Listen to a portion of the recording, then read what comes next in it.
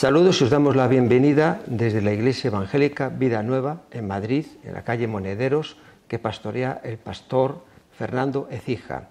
Y estoy con el pastor y escritor Alfonso Guevara. Buenos días. Buenos días. Es una bendición muy grande tener este tiempo breve para entrevistarte, porque acabas de compartir la palabra, que has hablado sobre la ansiedad, y ahora en 15 minutos empiezas con otro mensaje de la palabra. Bueno, para mí es un gusto el poder charlar contigo y los que te ven en tu programa y compartir un poquito de mi experiencia y vivencias también. Así que lo considero un privilegio. Este año has venido aquí con tu esposa, Alina, y también con tu hermana, Marián, y Josué, tu cuñado, con motivo del 50 aniversario de la iglesia que levantó tu padre, Alfonso, y tu madre, Mary. Correcto. Hace 50 años y has venido acompañado de tu familia. Así es. 50 años es medio siglo, es mucho tiempo. Y vinimos precisamente a eso, a celebrar el aniversario en la Iglesia Evangélica de Aluche, el barrio de Aluche, cerca de Carabanchel. Y es tremendo el poder ver la fidelidad de Dios. Después de tanto tiempo, la iglesia sigue ahí, firme, y ha sido algo muy emotivo. Y yo me tocó compartir una de las noches y tuve que echar mano de la nostalgia y recordar algunas cosas, incluso como era la España hace 50 años. ¿Sois cubanos? Sí, somos oriundos de Cuba, todos nosotros. Incluso mi esposa es cubana también. Nos conocimos allá en Estados Unidos. Vinimos de Cuba en el año 68 aquí a Madrid. Y vinimos por medio de una misión norteamericana de la cual mis padres trabajaban en Cuba, y después ellos se afiliaron o trabajaron con otra misión norteamericana que es la que fundó la iglesia con otro misionero norteamericano. ¿Cómo fueron esos comienzos? Hace 50 años, porque erais unos niños. Bueno, éramos sí niños, en mi caso yo era un chaval. Pero estaba bien involucrado en la iglesia, apoyando a mi padre, evangelismo. Salíamos al parque a tocar la guitarra y a hablar del evangelio a la gente. Claro, nos veían como bichos raros, ¿no? Se pueden imaginar, hace 50 años hacer ese tipo de cosas. Incluso nos atrevíamos a ir hasta la Complutense, a hablar de Cristo a la gran mayoría que eran agnósticos, ateos, en contra de Dios. En aquellos tiempos, bueno, en el año 74 aún estaba vivo Franco, aún estaba la dictadura, pero para poner las cosas en contexto, cuando llegamos a España, las iglesias evangélicas, como mencioné hace un rato, en el culto no se les permitía poner letreros, o sea, eran invisibles socialmente, pasaban por incógnito. De hecho, el gobierno junto con la Iglesia Católica fiscalizaban a quién entraba, quién salía. Era un control tremendo, ¿no? Entonces, y se limitaba mucho, ¿no? De hecho, no se podían hacer cosas en público. Recuerdo en el año, creo que fue el año 75, no, fue antes de eso, vino un evangelista que llevaba una cruz a cuesta, Arthur Blessitt, y nos convocaron a todos en la Plaza Mayor, y eso fue ilegal porque no daban permiso, y llenamos la Plaza Mayor. Yo era un chaval de unos 13, 14 años, fui con mi padre, y al poco rato llegaron, llegó la Guardia Civil, creo que era, los grises, sí, con las macanas dando palo a todo el mundo, hermanos gitanos también ahí orando, y les daban, y todo el mundo tuvo que salir. Creo que a él lo detuvieron. En fin, esa era la España de aquellos tiempos. Difícil.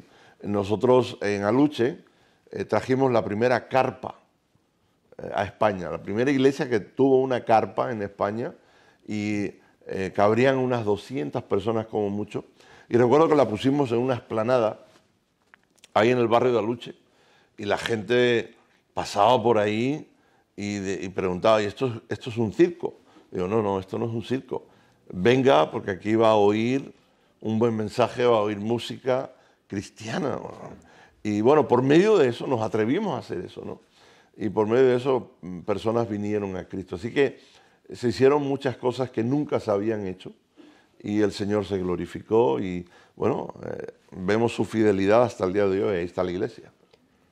¿Qué tienes en tu mente como pastor, que llevas en el ministerio 43 años, que justamente también son los mismos que llevas casado? ¿Qué tienes en tu mente sobre tu padre, lo que has visto de él, lo que te ha marcado? Son muchas cosas, ¿no? Sí, Puedo destacar, sí, sí. Y si puedes, un pasaje de la Escritura de tus padres, de tu padre o tu madre, de los dos ahí en la obra, Bueno, ¿qué es lo que ves? Lo primero que me viene a la mente es en la lápida de él, en Miami, porque lo enterramos en Miami. Con Cristo estoy juntamente crucificado, mas no vivo yo, mas vive Él en mí. Mi padre, pues para mí fue mi héroe. Imagínate un latinoamericano, un cubano, venir en esos tiempos y predicar el Evangelio aquí en España. Siempre ha habido discriminación hasta el día de hoy contra los latinoamericanos. Él se ganó a los españoles con el amor de Cristo y con el Evangelio. Y ya digo, es mi héroe. Dejó un legado muy fuerte en mi corazón y en mi vida como ejemplo.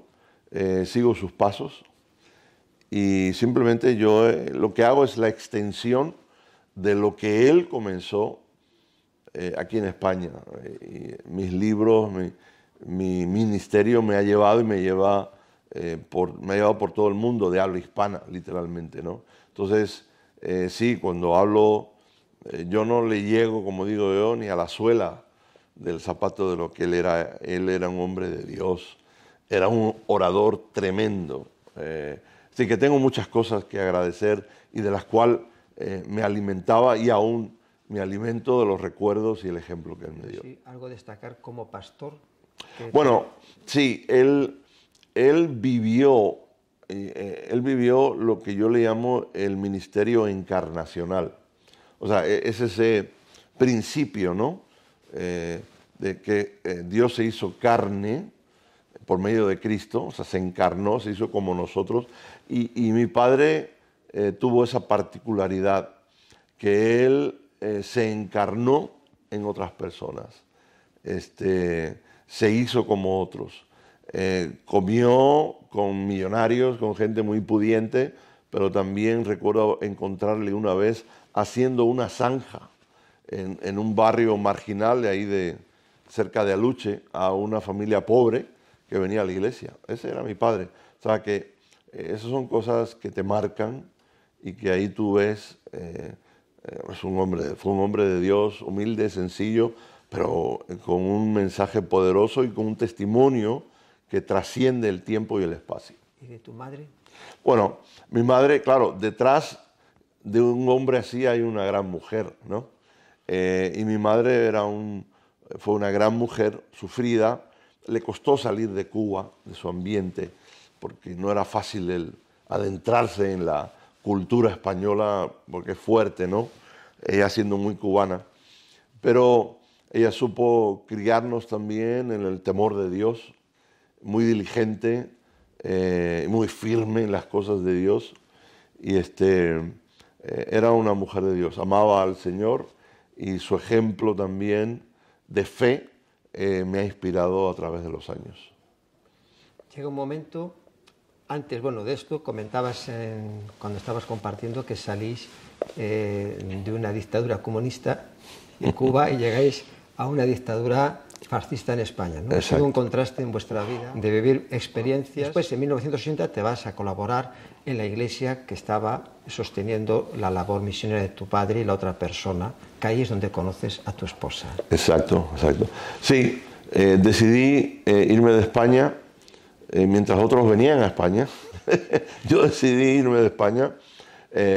Bueno, era el tiempo en que yo tenía que hacer la mili si quería quedarme aquí, la mili obligatoria.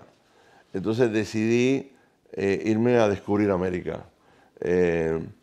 Y sí, fui a parar allá a California en una iglesia hispana muy grande dentro de una iglesia americana. Y ahí conocí a mi esposa y el resto es historia. Lina, tu esposa Lina me ha comentado hace un momento, le pregunté qué es lo que te ha llamado la atención de Alfonso y me dijo su capacidad de liderazgo y servicio cuando vino a adaptarse a la iglesia y estar ahí. Un poco lo que has comentado del reflejo de tu padre.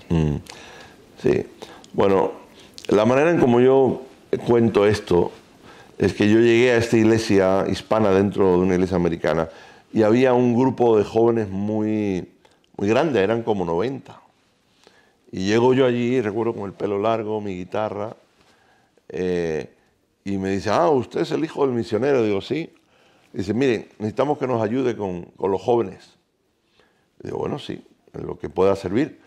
Aquí no hay pastor de jóvenes, no hay líder de jóvenes todavía, pero hay una hermana que es la coordinadora, ayúdela, pregúntele en qué puede ayudar, ayúdela, échale una mano. Y entonces yo vi la hermana coordinadora, ojos azules, era una belleza. Digo, ¿cómo no voy a ayudar a esta hermana? Bueno, me gustó tanto que me casé con ella. Alina era la coordinadora. Entonces ahí comenzamos en servir a Dios. Obvio, después nos casamos y comenzamos el ministerio. Y claro, ella ha sido mi inspiración, la que me mantiene con los pies en la tierra. Yo conté eso ayer también. Así que, como dice el dicho, un tango tiene que ser bailado por dos. O sea, esto no se puede hacer en solitario. De vuestro matrimonio tenéis 2 hijos, sí, Marcos y Daniel. Tenemos 4 nietas que nos han robado el corazón. Ahora mismo estáis en Texas y has estado llevando a cabo el ministerio en California, en Miami, y has escrito, como he dicho al principio, 7 libros. Correcto. Y hay un libro para terminar por el tiempo que empieza la reunión, que es Pastores de Carne y Hueso, que ha recibido un premio y que te está llevando por todo el mundo a compartir la palabra. Si quieres terminar con eso. Sí, ese libro literalmente ha impactado a miles. Creo que se han vendido más de 20.000 libros de estos en todo el mundo de habla hispana. Y se ha traducido a otros idiomas. También hay otra cantidad en portugués y en coreano. Entonces, como digo yo, por culpa de ese libro, en el buen sentido de la palabra, es que mi ministerio me lleva por todo el mundo por la gran necesidad que hay de fortalecer la pastoral en todos lados, ¿no? Entonces, es un enorme privilegio, pero es algo muy importante hoy en día. El ir y apoyar y ministrar y bendecir a los pastores en la iglesia. Para las personas que nos están viendo, líderes, pastores, en tu experiencia de 43 años, ¿qué así le podrías decir? Sí. Bueno, brevemente, así algún... Anoche me tiré como 2 horas y media decirle a los pastores qué pueden hacer, ¿no? Pero brevemente, el ministerio, el pastorado no es para todos. Si fuera para todos, todos serían pastores. Y hay que entender y hay que estar seguro del llamamiento. Lamentablemente hay pastores que están en el pastorado pero no tienen el llamado. Entonces hay que verificar eso, que sea un llamamiento, no un oficio, no algo así que uno puede hacer en la parte humana o por la capacidad intelectual. El llamamiento es espiritual, el llamamiento tiene que ser Dios que llame, que Dios confirme. Y si ese ha sido tu caso que me estás viendo, Dios te va a dar las herramientas, te va a dar la capacidad, te va a dar la unción para llevar a cabo el trabajo que Él te está llamando a hacer. Es difícil, sí, duro, muchísimo. Por eso, pero no estás solo. Y ese es el problema, que muchos pastores están solos porque no buscan ayuda o no buscan la unidad con otros colegas y con siervos. No estamos solos, nos necesitamos unos a otros. Así que eso sería brevemente lo que les puedo decir a los pastores que me están viendo. en donde estamos hoy, esta iglesia, comentaste que estuviste aquí cuando se inauguró, Sí. y ha llegado a ser una iglesia emblemática de Madrid, en la calle Monederos, porque aquí se hacían las reuniones unidas, Sí. y de aquí salieron muchos pastores. Yo era parte de esas reuniones unidas. A veces tocaba la guitarra, veníamos con los jóvenes. Sé lo que estás hablando, lo vivimos, por eso conocemos de esta iglesia también. Vemos unas imágenes como te presenta el pastor Fernando y terminamos. Muy bien. Y si algo tengo que decir, yo creo que reconocemos la absoluta fidelidad de Dios. Pero qué importante es ser hallados, como ayer decíamos, también fieles. Y fieles hasta el final. Fieles en el Señor, podemos decir, fiel en el llamado, fiel con la esposa. Tenemos que ser hallados fieles. Y si no, lo único que puedo decir es que eres un hombre fiel. Y a Dios la gloria por ello. En el nombre de Jesús, bienvenido.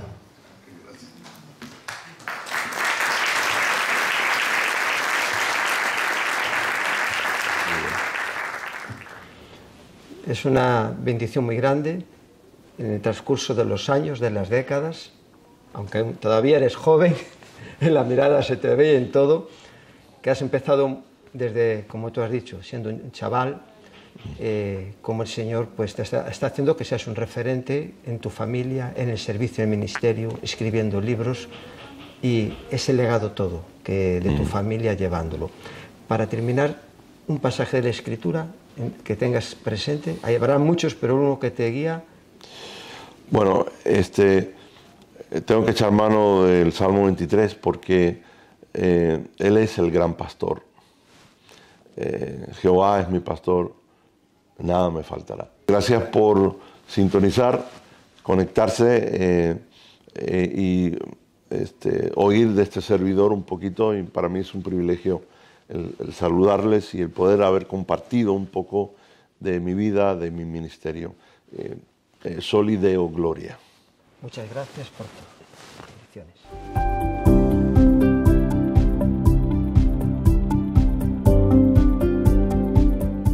Pero es un gusto estar aquí.